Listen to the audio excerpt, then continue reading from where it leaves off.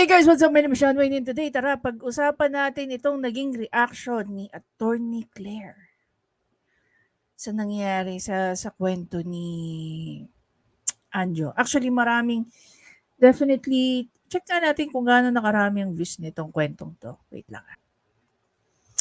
Okay guys, basically today, after 3 days, meron ng 602 views ang kwento ni Anjo Eliana. When in fact, marami na nga pong nag-react tungkol dito. And talaga naman, anyway, balikan natin tong si Attorney Claire. Okay, even before we get into the commentary ni Attorney Claire, this is one of the best example, no, ng Tulfo effect. Okay? Kung makikita nyo, ang pinakita rito ni Attorney Claire actually, itong part 3 ng video. Wherein, nagkausap na, pinaliwanag na ni Anjo Eliana kung ano yung mga nangyari. 'Di ba? And then, nagkaroon pa ng part 4. Nagkaroon pa rin ng part 5. Kung okay na, take note of this guys, no? Take note of this. Kung dito pa lang sa part 3, okay na eh. Ang nagrereklamo naman dito is yung mga bata. So, naipaliwanag na ni Anjo yung side nila, no? Ni Anjo Eliana at ng kapatid niyang si Ryan. And doon, malinaw naman yung pagkaka-explain ni Anjo. Ang hindi ko lang talaga maintindihan, bakit pa nagkaroon ng part 4 at part 5? Na actually, hindi ko alam kung na-aggravate ba yung issue or I don't know. Diba? Na kung pupuntahan natin na 4 years ago, merong 9.4 million views ito. Definitely ngayon, marami na naman nanonood. Part 4, 1.1 million views. And then part 5, meron 8 million views. Okay. Kung sa part 3 pa lang nagkaayos na, bakit nagkaroon pa ng part 4 at saka part 5? Dito, eto ang totoo. Diyan. Yes, nag-agree ako dun sa mga Tulfo fanatics. May mga natutulungan si Aiden. Pero, dun sa mga natulungan niya, okay, citing this example, sa mga natulungan niya, meron din siyang nasira. Imagine dito sa sinabi ni Anjo, kung gaano karaming estudyante ang napaaral ng eskwelahan ng libre, na ang binabayaran lang miscellaneous. Of course, gagamit ka ng kuryente, gagamit ka ng mga staff, gagamit ka ng facility ng school, which is as you have heard naman, 'di ba? Nagre-renta lang sila doon sa vicinity na 'yon. So, anong gagawin ni Anjo at saka ni Ryan? Tatrabaho sila sa showbiz. Tapos, ang gagawin nila, doon sa mga ungrateful na tao, babayaran nila yung kinukonsumo ng ibang tao when in fact, halos wala nga silang kinikita. Bakit? Kasi ang point lang ng dalawang magkapatid na nagmamanage ng negosyo na yan, ng eskwelahan na yan, is para matulungan yung mga estudyante na walang kakayanan magbayad, no, sa mga private school para lang makapag-aral. Or even sa government school na hindi kayang mag-sustain ng baon buwan-buwan or araw-araw kung sakali, plus the project, plus the books. Ang kaya lang i-provide ng government sa mga government institution is libreng tuition, libreng miscellaneous. Pero hindi ililibre yung uniform mo, hindi ililibre yung pamasahe mo, hindi ililibre yung mga kailangan mong libro, yung mga kailangan mo i-comply sa mga school requirements, sa mga subject requirements, sa course requirements mo. Sa'yo yan. Okay? Doon sa mga hindi pa po nakakapanood ng reaction na to ni Attorney Claire, go for it. Go for it. Para ma-determine nyo saan siya naawa at saan siya nainis. Okay? So, dito, umpisa na natin yung video ni Attorney Claire. By the way, there are parts na i-skip ko, lalo na yung part ng Raffy Tulfo, no? I highly suggest na you go and watch it directly kay Raffy Tulfo. Otherwise, dito kay Attorney Claire. Kasi schools ako nun eh. Yeah. So minsan, pag may mga comments, camera yan, panoorin mo yung Tulfo. Oh. Sabi nga nung ibang nasa comment, di ba nakakulong yan dahil sa camera? Hello everyone! Welcome back to my YouTube channel, Batas with Attorney Claire Castro. Ang pag-usapan natin ngayon ay yung paglalahad ni Angie Iliana habang siya ay ini-interview ni Aiko Melendez patungkol sa kanya naging damdamin nung sila ay naging subject matter sa Wanted sa Radyo ni Senator Raffy Tulfo. Pasintabi po at makikihiram po tayo ng mga video sa YouTube channel ni Miss Aiko Melendez at ng Wanted sa Radyo ni Senator Raffy Tulfo. For opening your heart dito sa YT channel ko. Kasi marami pa akong gusto itanong sa'yo, pero... Akala ko itatanong mo kasi may mga nagtatanong sa akin minsan. Na-hurt din kasi ako doon eh. Kasi marami rin ang kumagat. Scammer yan. Alam mo yan? Hindi ko alam yun eh. Ano yun? Anyway, there was naimbitahan ni Raya sa Tulfo na. Yung sa school, naano kami na scammer. So minsan, pag may mga comments, scammer yan, panoorin mo yung Tulfo.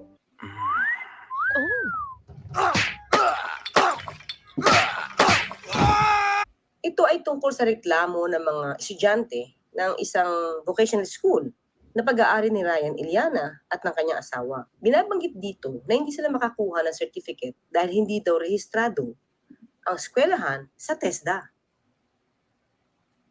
July 23 po. Saan ba itong Iliana Colleges of Sa Business? City, Quezon po. Gano'n kayo katagal na pumapasok dito? More than 1 year na po. Nasabi niyo na po ba sa management ng eskwelahan na nag-check po kami, hindi pala kayo accredited ng TESDA? Ano pong reaksyon nila? At that time po, 3 po kami nagharap po sa finance administrator po. Kay Okay. Mrs. Evelyn Estrada po. At hindi naman po niya dinenay na hindi nga po talaga registered pa po sa TESDA. At ang sinasabi lang po sa amin ay processing pa daw po. Iba yung processing, iba yung walang lisensya. Tanong ko lang naman, Senator Raffy Tulfo, nung pumunta ba ang mga batang ito para ireklamo yung Iliana Colleges, natawagin niyo muna ba eskwelahan para malaman ang punot dulo nito? Kung saan nagsimula ang problema? Kasi parang lumalabas dito, hindi niyo pa alam kung totoo bang rehistrado o hindi. At kung hindi man rehistrado, ay kung ano ang problema sa hindi pagkakaroon ng rehistro. Kung wala silang lisensya, dapat hindi sila tumanggap ng enrollees. Now, itong Iliana Colleges of Business and Arts, pagmamayari ito ng isang Alam, sa totoo lang, no, dito sa part na to, ako, lahat naman tayo naging estudyante, okay? But, you know, we don't have that much understanding when it comes to how things are running within an organization. Like, say, for example, they were just talking about a registration. Ilang piraso lang to, guys, no? Kung babalikan nga natin. Ayan, no? Ilang piraso lang yan. Okay? Ilang piraso lang yung nagre-reklamo kumpara sa mga mawawalan ng opportunity makapag-aral. Bakit? Kasi the effect ng pagpapatulfo nila caused a lot of damages sa Iliana Brothers, no? Na nagpapatakbo, may-ari at nagpapatakbo nung eskwelahan.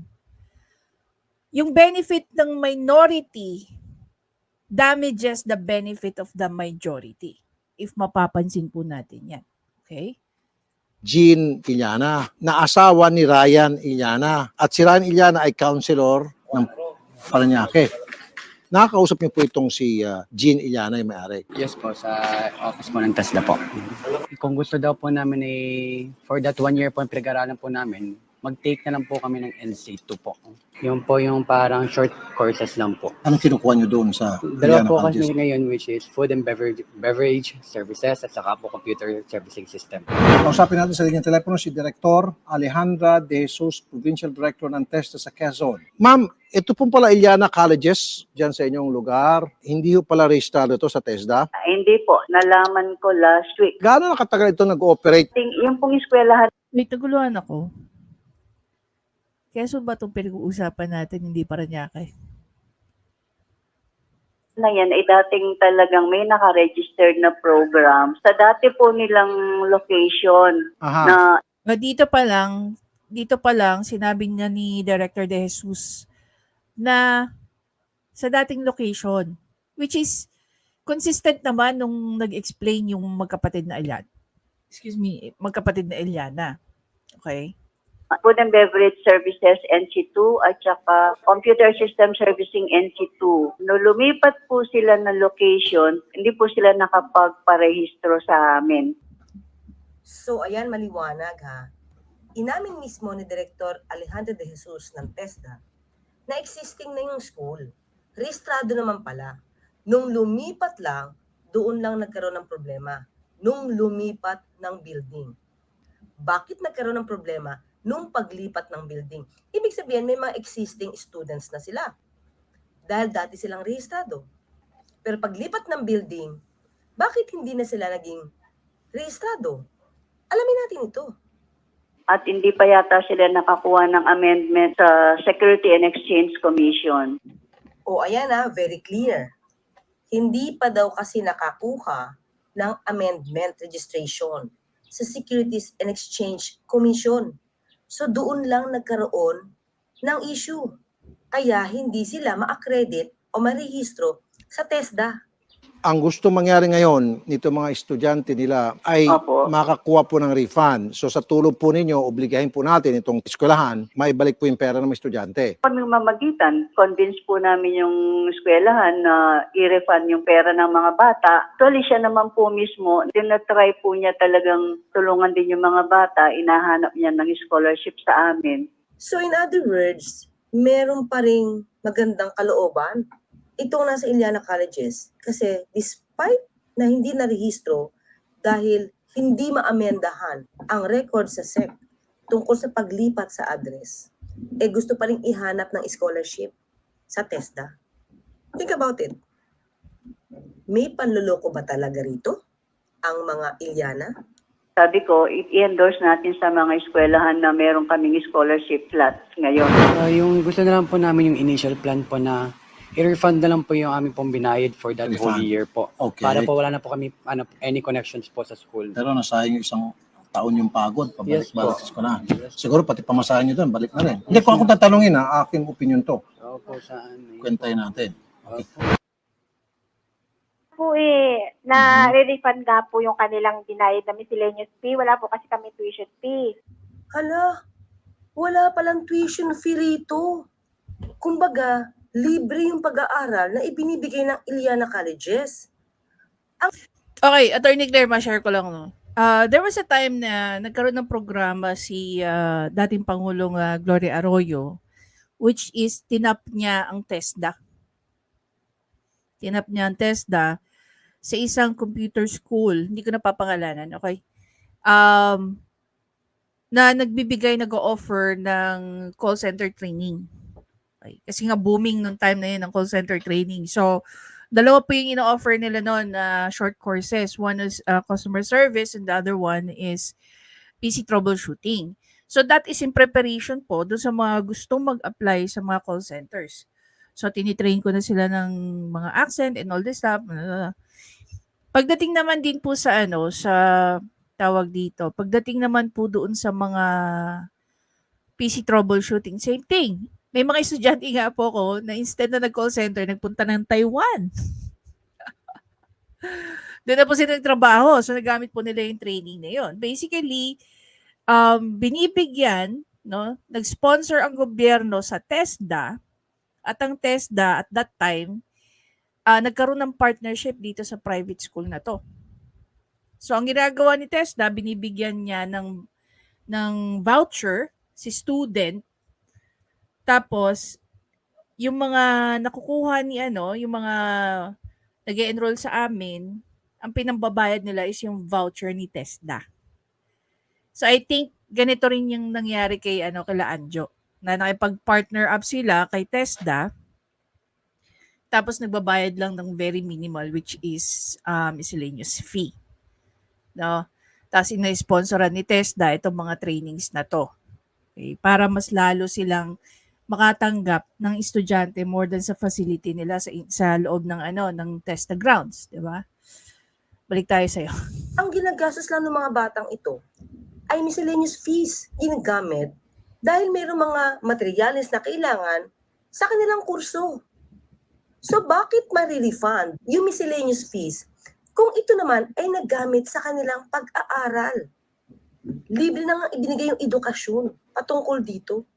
Kailan po ibabalik? Yung iba po nakapag-refund na po sila no Friday pa. Okay, ganito po ang mangyayari, ma'am. Sasamahan po namin sila dyan sa inyo. Doon na lang po sa Can you just imagine na alam mo yun, para lang just to get away with, it's not naman just to get away with it. Just to find peace between these people. No, later on marirealize nyo, madidiscover nyo, wala naman palang pagkukulang Iliana Brothers tungkol sa kwento na to. It's just that etong mga to lalapit kay Raffy Tulfo na I don't know, nagkaroon ba ng maayos na pag-uusap, no? No, paliwanagan between dito sa mga estudyanteng to at saka sa Iliana Colleges. Sino ba yung proper, sabihin na lang natin, proper personnel na makakapag-explain sa kanila na ito yung sinari natin ngayon, ito yung nangyayari, hintay-hintay lang kayo. Pwede rin kasi nangyari sana, no? Mas probably they need that para makahanap ng trabaho, and we can understand that. Humingi sila ng temporary certificate that they were able to finish the course, blah blah blah. It's just that pending lang kay what do you call that? Kay SEC, kay TESDA para ma-release yung certificate. Kasi nga the way it looks, dadaan kay TESDA yung certificates. 'Di ba? TESDA magbayaran. Ano po? Po. Paki-compute na lang po yung the whole amount na naibayad nila. Tapos ma'am, meron ako idadagdag. Kasi namamasahe din itong mga bata na papunta Ito yung dito, grabe. po sa inyong eskwelahan at pauwi. Sana pati yung pong amount na yon, bahala na kayo mag-usap, madagdagan din yung pong marirefund nila. Opo. Kumbaga po, hindi nila marirefund po lahat yung gawa po ng, nagamit na rin po naman, nagbayad po sa building, sa teacher, at sila po naman ay marami rin pong natutunan. Ma'am, sorry it's not their fault. Kung kayo po ay nagbayad na sa building, nagbayad na sa renta, sa kuryente, kagagawa niyo po yun. Maitataktak ba ng mga estudyanteng ito ang ulo nila para mailuwa ang utak nila at mailabas yung natutunan at maibalik sa Iliana Colleges? Lahat na natutunan nila, maibalik sa Iliana Colleges para quits na lahat. Tandaan natin, miscellaneous fees lang ang binayaran nila at ito ay ginastos para sa materyales habang sila ay nag-aaral sa kursong kinuha nila. Libre ang edukasyong ibinibigay ng Iliana Colleges dahil walang tuition fees. Pero bakit parang inignore ito ni Senator Raffy Tulfo? Tapos pati pamasahe gustong ipabalik? Paano na yun? Yung natutunan nila. Pabalik nyo rin po, Senator Raffy Tulfo, dapat mawala sa utak nila ang lahat na natutunan nila mula sa Iliana Colleges. Sasamahan po namin kayo Okay, ako may tanong ako dyan, Attorney Claire. May tanong ako dyan. Ito bang nagpuntahan kay Raffy Tulfo? Binigyan niya ba ng pamasahe to? Pauwi? doon sa test schedule natin within this week. Ay, hindi lang pauwi. Papunta at saka pauwi. Binigyan ba ni Idol to ng pamasahe? Pangkain? In full, up to the last centavo. Wow! Doon na lang po sa pamasahe, kayo na lang bahala mag-usap doon, mag-bargain na lang. Tansya na lang kung magkano siguro ang dapat bayaran sa mga pamasahe nyo. Sayang din yun. Salamat po sa inyo. Dito, Senator Raffy Tulfo, nagsagawa ka ba ng hiwalay na pag-iimbestiga at masusing pagsusuri bago mo to inere at masangkot ang ibang mga taong maaaring inosente? At para na itimbang mong mabuti bago ka nagbigay ng panghuhusga? Okay. Eto guys, no? Kung ito, no? Ikinaso, napunta sa korte. Do you really think the court, no, gagrantan sila ng mga damages? Okay? Sa tingin nyo? Kasi nakinabang din sila eh. Nakinabang din sila sa loob ng Iliana. Isipin mo 1 taon sila nag-aral. Okay? As they say. 1 taon nag-aral, 1 taon nagbayad ng renta ang Iliana, colleges, isang taon nagbayad ng kuryente, isang taon nagbayad ng renta, isang taon nagbayad ng pagpapalinis, isang taon nagpasweldo ng mga tao. 'Di ba? Pumapasok kayo doon, ang binabayaran niyo lang pala miscellaneous.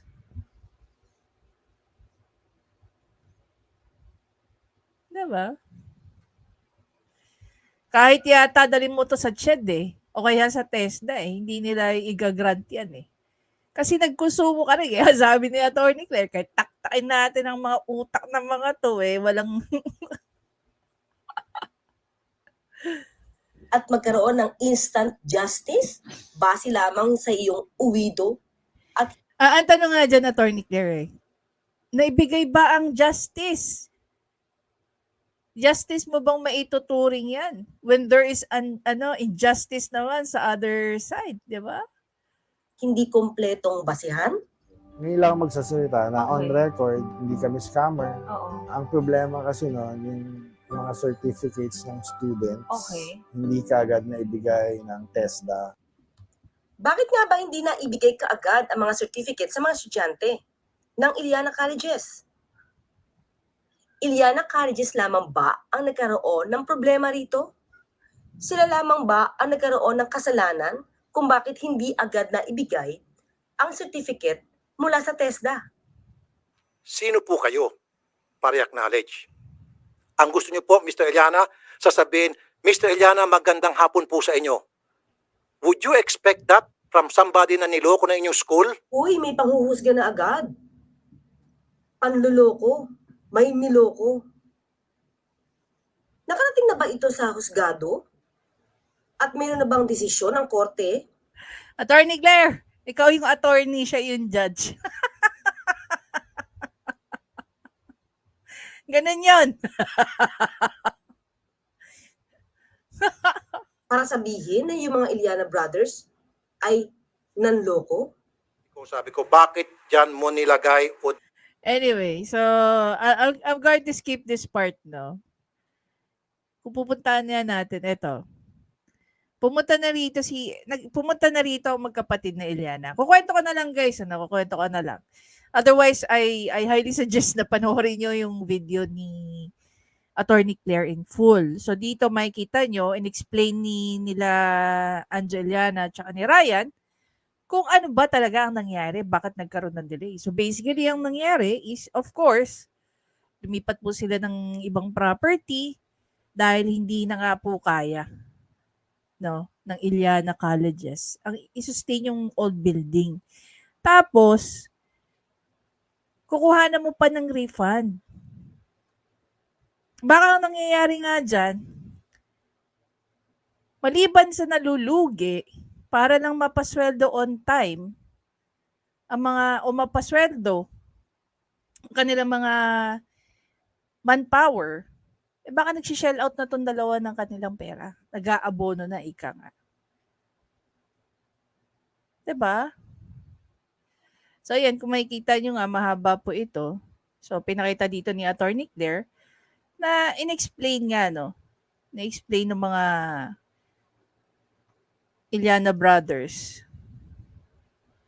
yung reason kung bakit. Kaya hindi ko guys maintindihan kung malinaw pa sa sikat ng araw, eto guys, panoorin nyo tong part na to. Ko kasi, hindi namin kagustuhan din yung nangyari. What is yung, kamusta po, magandang hapon din po. Kasi mga Pilipino magagalit Ayun, parang sinasabi rito ni Anjo, nababastos din sila ng mga estudyante. lang po tayo. And kanina, parang he showed disrespect. Ako, parang as a brainchild ng school, siyempre gusto ko yung mga estudyante, yung good manners, right conduct. Okay. Kasama yun sa hindi lang basta academics. So, parang umpisa pa lang, parang feeling ko, I was disrespected. But it's a simple, magandang hapon, yung ganun lang, kahit galit ka. Diba? Siguro po, siya yung taong Parang diretso magsalita. What you see is what you get. Kasi Siya yung prangka. They should be appreciative. Why? Because we came out, di ba nila na-appreciate na we're trying to Okay. help I see your or point. resolve yung mga Ayusin, tulungan, yung mga nalugi nila. So obviously guys, no, ayan, galing na nga kay galing na kay Anjo. So it's not true. Sabi nga dito, nagpaliwanag matapos makita ang 1 million views. Hmm. If you remember, no, marami tayong mga kasama na kritiko ni Raffy Tulfo. Na nagki-criticize kay Raffy Tulfo.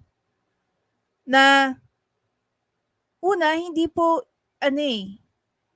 hindi po obligasyon ng taong tinatawagan nyo na kayo'y sagutin, kayo ay puntahan, kayo ay entertainin. Kaya tama lang naman yung sinabi rito ni Anjo you are privileged enough. Kasi gusto namin kayong tulungan. And yet, dito sa title na to, nagpaliwanag matapos makita ang 1 million views. Diba? No, malinaw ang sinabi niya. Diretso magsalita.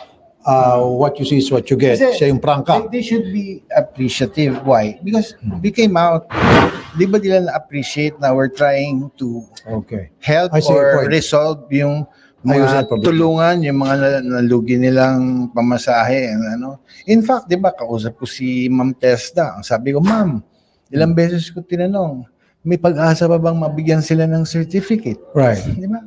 Yeah. Now, I see your point. Pero para sa akin, sir, kapag oras na naayos niyo yung problema, I'm sure kung ano mang galit meron sila, mawawala lahat yun, mabubura. Sa aming experience, ganun man talaga. Yung bang, Anyway, ayun nga. Doon lang ako, yun lang yung part na hindi ko maintindihan, guys. So, kitang-kita naman dito na lalaki sa lalaki nag-uusap. And then, pagdating ng part 4, nag-iba ng tono hanggang umabot na ng part 5. Diba? Hindi si Raffy Tulfo, para sa akin, hindi si Raffy Tulfo ang magsasabi. Hindi ito gaya ng maleta na storya. No?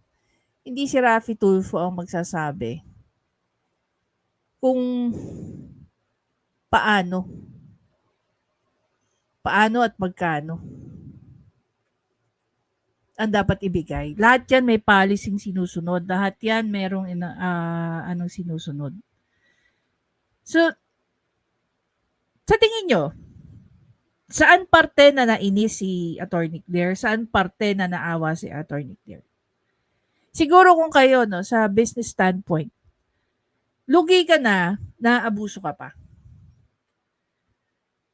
Kung napanood nyo yung pinaka-video ni Anjo dito, isa lang naman yung naging hangarin niya na mabigyan ng libreng edukasyon ng mga tao at ginamit niya yung kanilang colleges or institution para makatulong, para maging bahagi ng gusto niyang mangyari.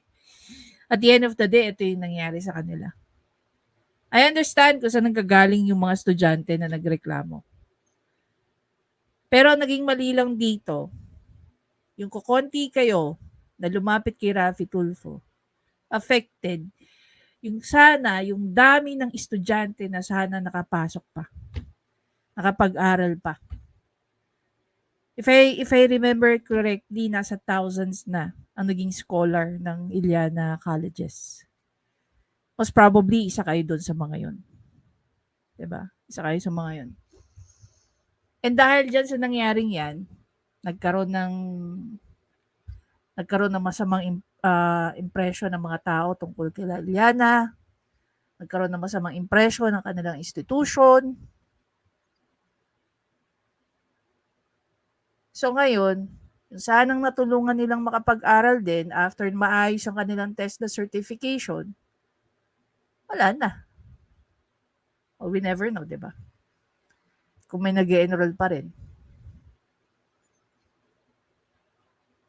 Imagine nyo, it's been 4 years.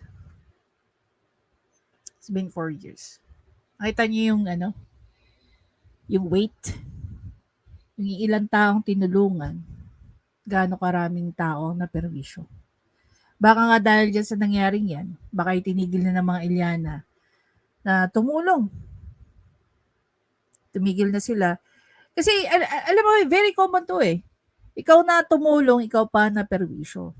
As simple as ikaw nang inutangan, tapos pag ikaw nang iningil, ikaw pa masama.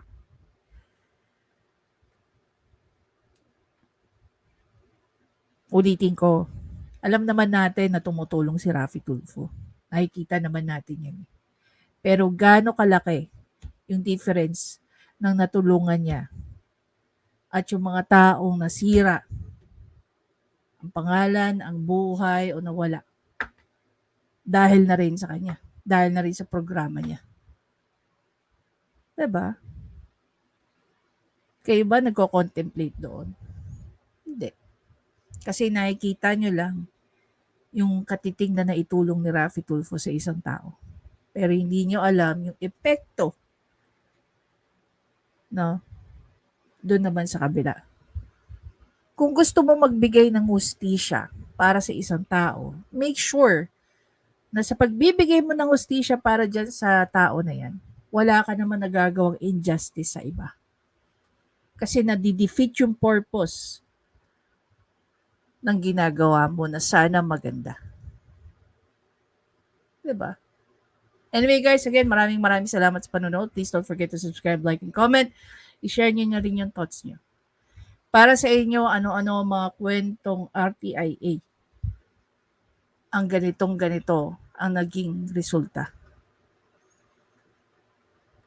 Diba? Nakatulong nga ba si RTIA at si Idel Raffy? Kung merong mga gaya ni Angelian ang nagsasalita, kung ano ang naging epekto sa kanila.